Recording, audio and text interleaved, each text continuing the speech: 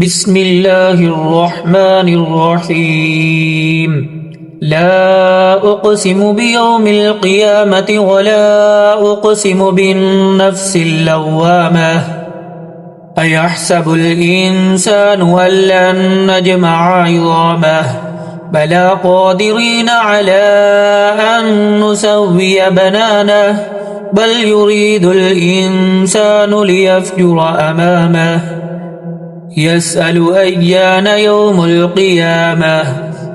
فإذا برق البصر وخسف القمر وجمع الشمس والقمر يقول الإنسان يومئذ أين المفر كلا لا وزر إلى ربك يومئذ المستقر. ينبأ الإنسان يومئذ بما قدم وأخر بل الإنسان على نفسه بصيرة ولو ألقى معاذيره.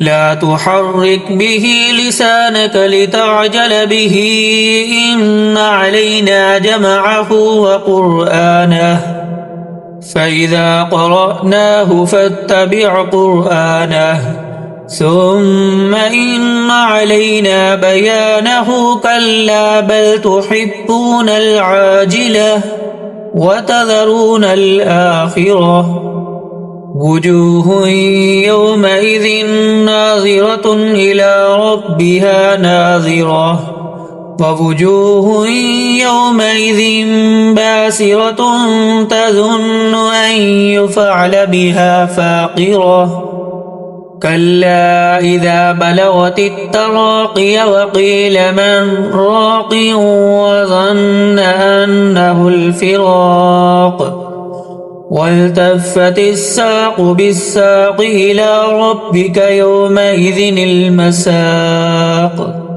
فلا صدق ولا صلى ولكن كذب وتولى ثم ذهب إلى أهله يتمطى. أولى لك فأولى ثم أولى لك فأولى.